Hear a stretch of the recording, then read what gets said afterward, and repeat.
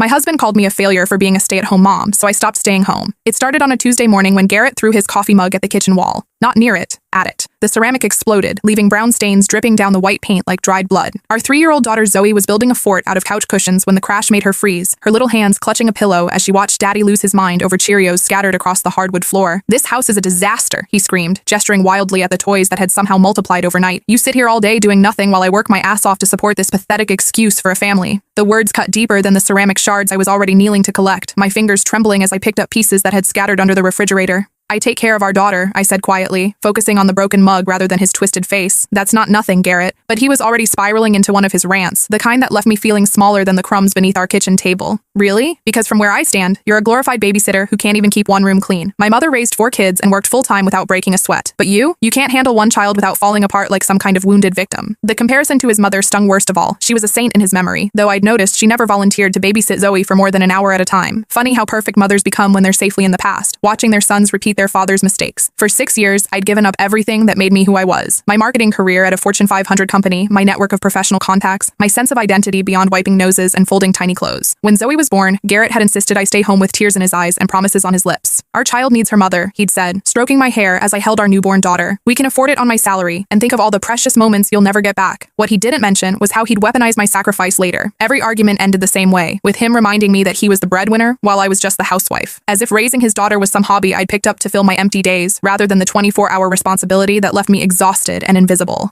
That afternoon, while Zoe napped and the house fell into its brief window of quiet, I did something I hadn't done in years. I opened my laptop and updated my LinkedIn profile. The woman staring back at me from my profile photo looked younger, more confident, like she believed her ideas mattered. I barely recognized her. Within hours, my phone was buzzing with notifications. Former colleagues reaching out, headhunters who'd somehow found my updated information, old bosses who remembered my work fondly. Apparently, 6 years wasn't the career death sentence I'd convinced myself it was when you had the right skills and experience. By Thursday, I had 3 interviews lined up with companies that seemed genuinely excited about my background. By Friday, I had a job offer that made my hands shake as I read the email. Senior marketing director at a promising tech startup. Salary, $95,000. Exactly what Garrett made at his accounting firm, before he reminded me daily that his paycheck was the only thing keeping our family afloat. When he came home that evening, I was feeding Zoe her dinner of chicken nuggets and apple slices, the kind of simple meal he'd criticized me for serving countless times. "We need to talk," I said, and watched his face immediately tense with the expectation of another domestic crisis requiring his attention. He sighed dramatically, loosening his tie like a man preparing for battle. "What now? Did you burn dinner again? Did the washing machine break? Did Zoe have another meltdown at the grocery store?"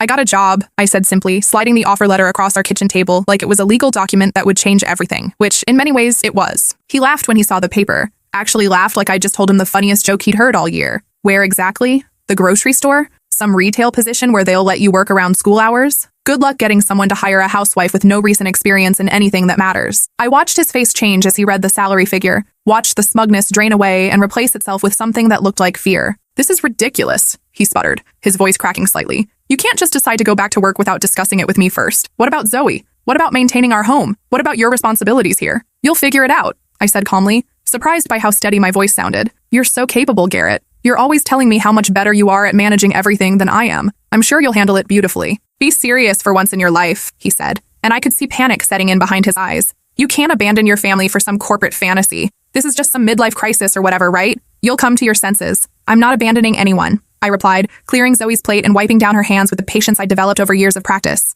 "I'm just not staying home anymore. There's a difference." That weekend, while Garrett sulked and muttered about my selfish decision, I prepared for my return to professional life with the methodical planning of a general preparing for battle. I bought new work clothes that actually fit properly, updated my LinkedIn connections, and researched the startup I'd be joining. The company specialized in sustainable technology solutions, exactly the kind of innovative work I'd dreamed about during my late-night feeding sessions when Zoe was a baby. Sunday evening, I sat Garrett down for a conversation about logistics that he clearly hadn't thought through during his tantrum phase. "Zoe's daycare operates from 7 to 6, I explained, showing him the printed schedule I'd laminated years ago. "Drop-off is between 7 and 9, pick up before 6, or they charge late fees. She needs her lunch packed the night before, and her backup clothes checked weekly for size changes." "This is insane," he muttered, staring at the schedule like it was written in hieroglyphics. "How am I supposed to remember all of this while managing my own job?" "The same way I've been doing it for 3 years, I replied. "You adapt, you make lists, and you prioritize what matters most. Welcome to parenthood, Garrett." Monday morning arrived with the kind of crisp autumn air that made everything feel possible. I put on my best business suit, the charcoal gray one that still fit perfectly after 3 years of yoga classes I'd managed to squeeze in during Zoe's nap time. Garrett sat at our kitchen table in his boxers and undershirt, staring at our daughter like she was a complex mathematical equation he'd never learned to solve. "Her daycare opens at 7 sharp, I said, checking my lipstick in the hallway mirror for the first time in years. I already packed her lunch in the purple lunchbox, and her backup clothes are in the blue bag hanging on her hook. She likes her sandwich cut into triangles, not squares, and if she has an accident, her extra underwear is in the side pocket. Don't forget to sign her out at pickup. They won't release her without a signature from the approved list." "Wait," he called out as I headed for the door with my briefcase and renewed sense of purpose. "That's it? You're just leaving me here with her? What if something goes wrong? What if she gets sick? What if I mess this up completely?" "You leave every morning at 7:30, I pointed out, my hand already on the doorknob. I figured I'd try it and see how it feels to walk out that door knowing someone else will handle everything that comes up during the day. My first day back in the corporate world felt like slipping into a favorite dress that still fit perfectly after years in storage. The startup's office buzzed with energy and possibility, filled with people who cared about quarterly projections and market penetration rather than whether the living room toys were properly organized. The conference room where I met my new team overlooked the city skyline, a view that reminded me there was a whole world beyond sippy cups and goldfish crackers. My new colleagues welcomed me with genuine enthusiasm. The marketing team was small but ambitious, working on campaigns for products that could actually change how people live their lives. During my lunch break, I called the daycare to check on Zoe, more out of habit than genuine worry. "She's having a wonderful time," the director assured me. "She's playing blocks with 2 other children and asked when Daddy was coming to get her instead of you. She seems very excited about the change in routine and keeps telling everyone that Mommy has an important job now." Meanwhile, my phone showed 7 missed calls from Garrett, each voicemail more frantic than the last. The messages ranged from confusion about lunch preferences to panic about pickup procedures to complete bewilderment about afternoon snack protocols. In one particularly desperate recording, I could hear Zoe crying in the background while he pleaded for information about her favorite comfort toy. When I arrived home at 6 o'clock, exactly when he usually walked through our front door, the house looked like a tornado had torn through every room with deliberate destructive intent. Zoe was sitting in front of the television in the same clothes from that morning, now decorated with what appeared to be yogurt, marker stains, and something that might have been Play-Doh. Garrett was frantically scrubbing dishes in the kitchen sink, his hair disheveled and his shirt wrinkled beyond redemption. "How was your first day back in the real world?" I asked sweetly, kissing Zoe's sticky forehead and noting that she seemed perfectly happy despite the chaos surrounding her. "This is completely insane," he said,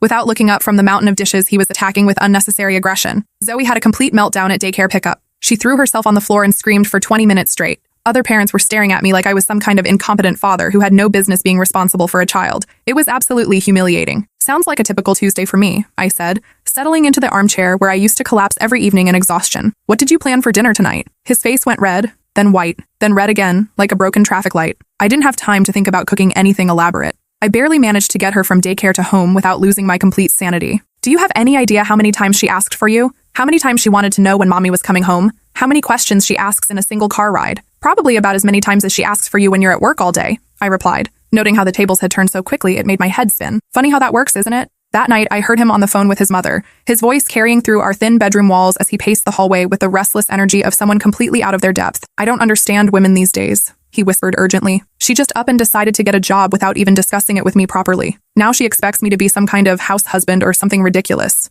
I'm supposed to know about lunch preferences and backup clothes and nap schedules and all these tiny details she never told me about." I smiled in the darkness, remembering all the times I'd tried to share those exact details with him, only to be told I was overthinking simple tasks that any competent adult should be able to handle intuitively. His mother, the same woman who'd raised 4 children while working full-time at a demanding job, apparently told him exactly what I would have expected her to say. I could hear her voice through the phone, though I couldn't make out her specific words. From his increasingly defensive responses, I gathered she wasn't offering the sympathy he'd been hoping for. Week 2 brought a parade of new challenges that tested Garrett's patience in ways he'd never experienced during his previous life as the absent breadwinner. He forgot to pack Zoe's lunch twice, resulting in phone calls from the daycare asking if we wanted them to provide her with their backup meal option. The first time, he drove across town during his lunch break to deliver a hastily assembled peanut butter sandwich. The second time, he just told them to charge us for their emergency lunch service. He was late to pick her up 3 different times, resulting in late fees that made him understand why I'd always been so paranoid about punctuality and time management. The daycare charged $5 for every minute past closing time, and watching him fumble for cash while other parents glared at him taught him more about responsibility than any lecture I could have given. He called me at work in a complete panic because he couldn't locate Zoe's special blanket for nap time, the one that meant the difference between a peaceful afternoon and a meltdown that would last for hours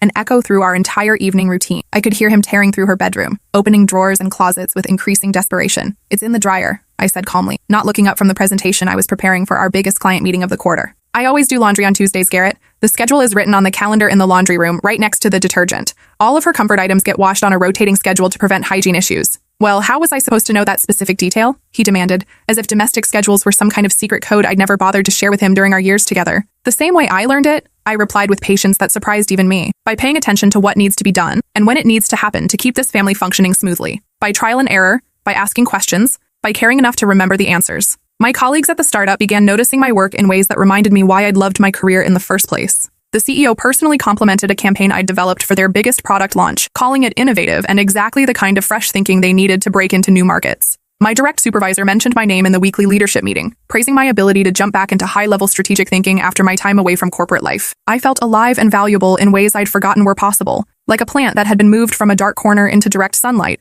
after years of barely surviving on minimal nutrients. During team meetings, my opinions were sought and valued. My ideas shaped actual business decisions that affected real outcomes. People listened when I spoke, took notes on my suggestions, and implemented strategies I developed. Meanwhile, Garrett's performance at his own job started showing the strain of his new responsibilities in ways that worried both of us. He was constantly exhausted, frequently distracted during important meetings, and perpetually worried about everything happening at home while he tried to focus on spreadsheets and client calls. His usual sharp attention to detail began slipping, and he started making mistakes that his boss noticed immediately. His accounting firm prided itself on precision and reliability, qualities that were becoming increasingly difficult for Garrett to maintain while juggling childcare responsibilities. Client reports contained errors he would have caught easily before. He missed 2 important deadlines because he'd been dealing with Zoe-related emergencies. His boss called him in for a serious meeting about missed deadlines and declining quality in his work, the kind of conversation that threatened annual bonuses and future promotions. "This is entirely your fault," he told me that night, his voice tight with frustration and barely controlled anger that seemed to fill our entire kitchen. "I can't focus at work when I'm constantly worried about everything falling apart at home. I'm getting behind on important projects because I'm thinking about pickup times and snack preferences, and whether Zoe remembered her jacket when the temperature dropped unexpectedly. Welcome to my world for the past 6 years, I said, not looking up from the reports I was reviewing for tomorrow's crucial meeting with potential investors. That's been my entire life, Garrett. Every single day, trying to focus on being a good mother while worrying about whether I was failing at everything else that mattered. Somehow you expected me to handle all of that without it affecting my performance as a mother, a wife, or a functioning human being. That's completely different," he insisted, though his voice lacked its usual conviction and authority. "You're her mother. This stuff is supposed to come naturally to women. It's biological or something scientific that I don't understand." "And you're her father," I replied, finally looking up from my papers to meet his exhausted eyes. "Biology doesn't make you incompetent, and it doesn't make domestic responsibilities exclusively feminine skills that men can't possibly learn or master." By month 3, something fundamental had shifted in our household dynamics in ways that surprised both of us. Garrett stopped complaining about daycare pickup and started chatting with other parents about playground politics and preschool curriculum choices. I'd occasionally overhear him on the phone with other fathers, comparing notes about potty training setbacks and discussing the merits of different educational philosophies. He learned to braid Zoe's hair after watching several YouTube tutorials, cursing creatively at his laptop screen as he practiced on a doll I'd found in her toy box. His first attempts looked like abstract art, but he persisted with determination I hadn't seen him apply to domestic tasks before.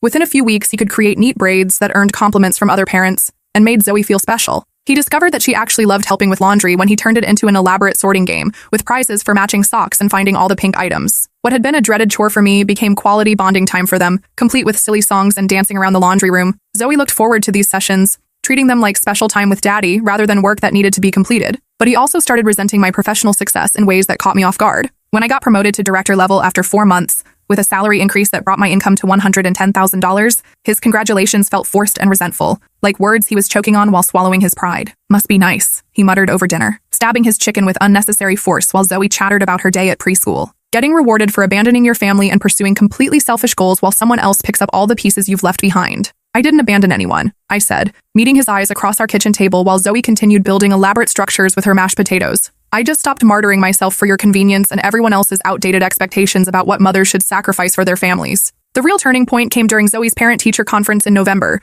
when the autumn leaves were falling and the air carried the promise of winter holidays. I'd taken time off work to attend, something Garrett had never done during my 6 years as a stay-at-home mother managing every aspect of her education and development. We sat in tiny chairs designed for 4-year-olds while Zoe's teacher spread her artwork across a miniature table covered with alphabet placemats. "Zoe's doing wonderfully this year," her teacher said warmly, sorting through paintings and drawings that showed remarkable improvement since the beginning of the school year. "She's become much more independent and confident lately, especially in social situations where she used to cling to familiar adults. And she talks about both parents equally now, which is lovely to see in a child her age. Before this year, it was always mommy does this, mommy does that, mommy knows everything about everything. Now she shares stories about cooking adventures with Daddy and weekend trips to the park with both parents together." She paused to show us a drawing Zoe had made of our family. In previous artwork, I had always been depicted as significantly larger than Garrett, reflecting how much more present I was in her daily life. But this new drawing showed us the same size, holding hands with Zoe in the middle, all 3 of us smiling under a bright yellow sun. In the car afterward, Garrett was uncharacteristically quiet as we drove through our neighborhood's tree-lined streets where other families were raking leaves and preparing for Halloween. "She's happier," he finally admitted, his voice barely audible over the radio playing soft jazz. "She has 2 engaged parents now instead of 1 overwhelmed parent and 1 absent parent," I replied,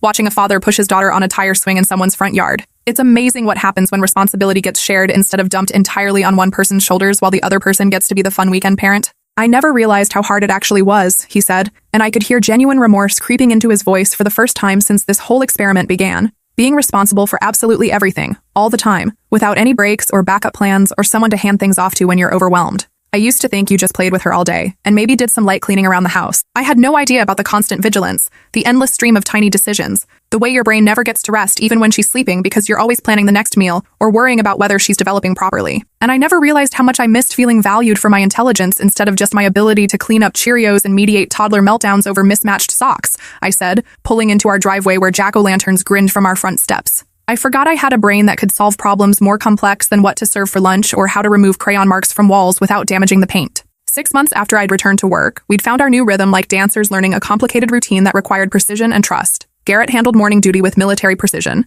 getting Zoe dressed, fed, and delivered to daycare, while I reviewed emails and prepared for early meetings that often determined the direction of entire marketing campaigns. He developed systems for everything, from laying out clothes the night before to packing lunch while coffee brewed. I managed evening routines, helping with homework that would start soon, and overseeing bath time and bedtime stories that had become more elaborate, now that I wasn't exhausted from managing every detail of our domestic life. We alternated weekend activities and shared household chores with the kind of efficiency we'd never achieved when everything fell on my shoulders like an avalanche of endless responsibilities. Most importantly, our marriage had transformed from a partnership of convenience into a relationship between equals who respected each other's contributions and challenges. We talked more, argued less, and found ourselves actually enjoying each other's company again, instead of just coexisting in a state of mutual resentment. The winter holidays brought unexpected revelations about how much our family had changed. When my sister visited for Christmas, she immediately noticed the difference in our dynamics. Garrett was the one who knew where Zoe's special Christmas dress was hanging, who remembered that she preferred her hot chocolate with mini marshmallows arranged in a specific pattern, who could predict exactly when she'd need a nap to avoid a holiday meltdown that would ruin everyone's day. You two have completely switched roles, my sister observed as we watched Garrett patiently help Zoe wrap presents for her daycare teachers. It's like watching some kind of social experiment in real time, but it actually seems to be working better than your old arrangement.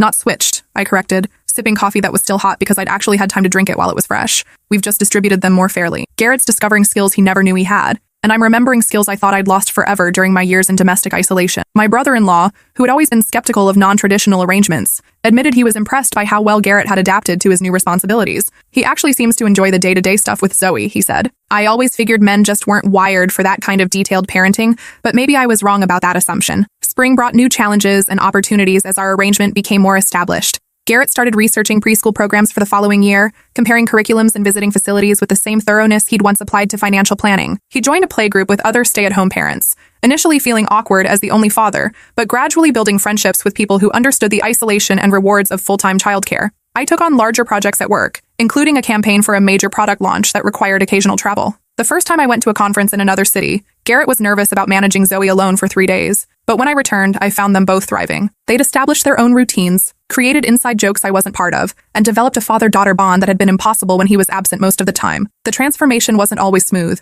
There were days when Garrett called me in tears because Zoe had been particularly difficult, when I felt guilty for missing her school performance, when we both wondered if we were somehow damaging our daughter by refusing to conform to traditional family structures that our parents and neighbors still expected. But there were also moments of pure joy that proved we'd made the right choice. Like the afternoon, I came home to find Garrett and Zoe covered in flour, laughing as they attempted to bake cookies that looked more like abstract art than edible treats. Or the morning when Zoe proudly announced to her entire preschool class that her mommy was the boss of a whole company and her daddy was the best cookie maker in the world. Last week, his mother visited for Zoe's 4th birthday celebration, bringing her famous chocolate cake and an armload of presents that would probably take us weeks to find space for. She watched Garrett expertly pack Zoe's snack bag while explaining the importance of including both something healthy and something fun, while I reviewed client emails at our kitchen table with the kind of focused concentration I'd missed for years. I'm genuinely proud of you, she told her son, and I could hear approval in her voice that had been absent during previous visits when she'd watched me struggle to meet impossible standards. Your father never learned to braid hair or pack a proper lunch for any of you children. He thought that was women's work and beneath his attention or consideration. You're being a much better father than he ever was,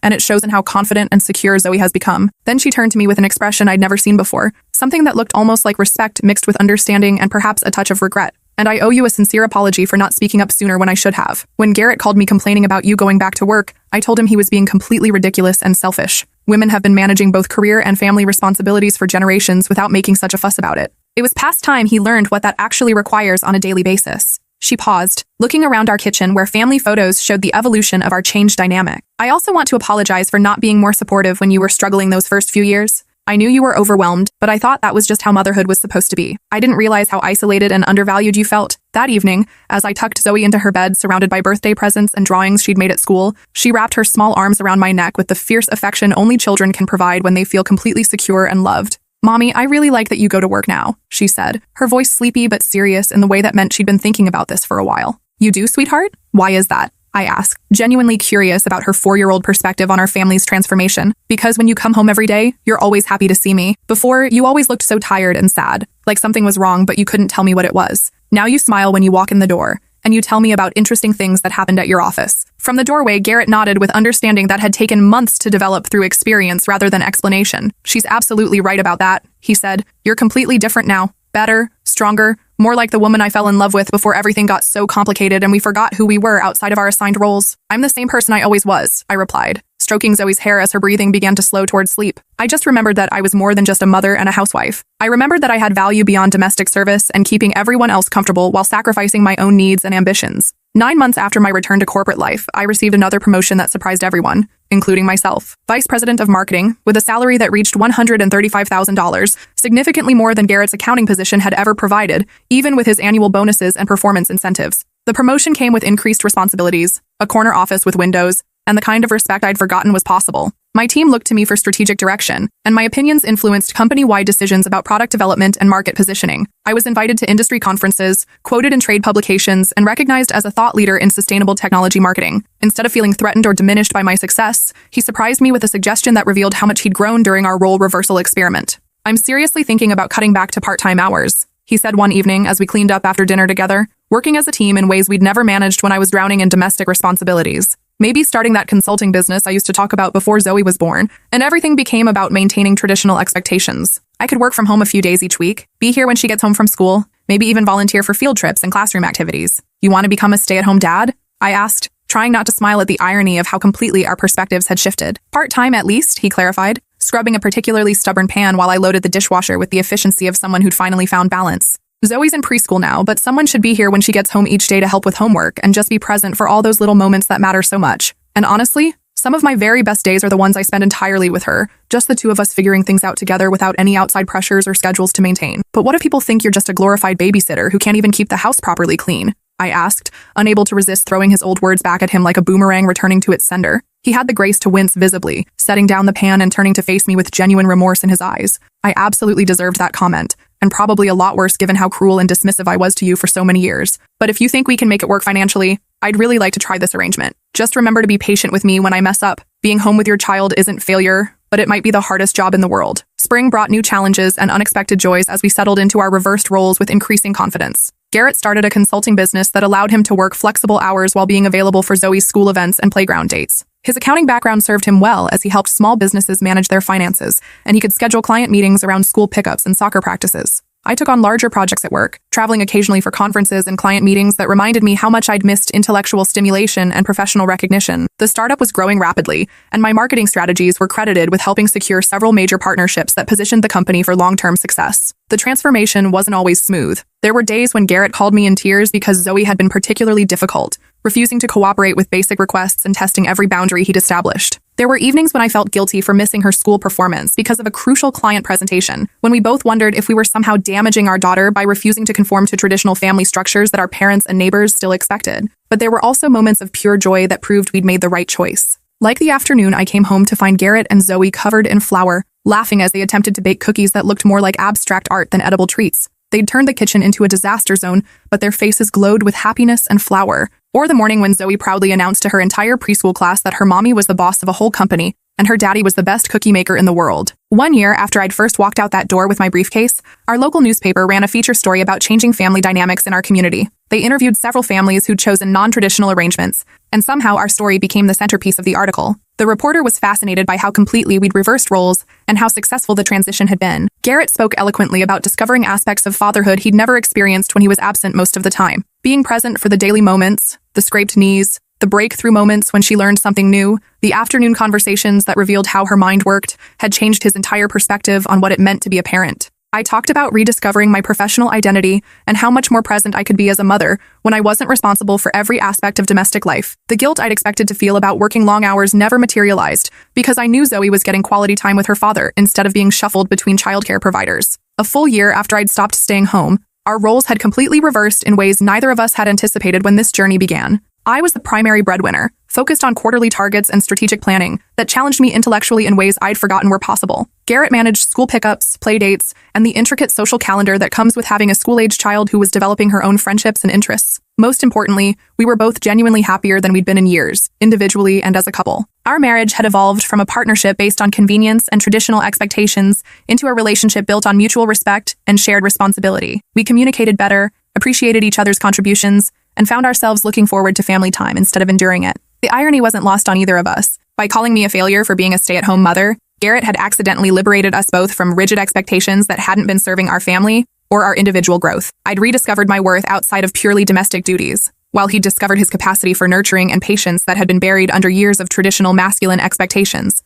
and societal pressure to be the distant provider. Now when people ask about our unconventional arrangement at neighborhood barbecues or school functions, Garrett's the one who gets defensive on my behalf, protecting our choices with the same fierce dedication I'd once used to defend his career ambitions. My wife has an incredibly important career that she's brilliant at, he'll say with genuine pride that still surprises me sometimes. I'm lucky that I get to spend more time with our daughter and really understand what she needs from day to day. It's the most rewarding work I've ever done, and I can't imagine going back to being an absent father who only shows up for bedtime stories. Sometimes I catch him playing the same elaborate games with Zoe that I used to create during my lonely days at home, desperate to make mundane activities feel special and engaging, making lunch preparation fun by cutting sandwiches into star shapes and arranging vegetables into smiley faces that make her giggle, turning cleanup time into races with prizes for the fastest toy sorter and most creative organization system, finding ways to make mundane household tasks feel magical and important for a 4-year-old who craves attention and engagement from the adults who matter most to her. And sometimes, when he's particularly frustrated after a difficult day of parenting, when Zoe's had a meltdown about wearing the wrong socks, or refused to eat anything but crackers for 3 meals in a row,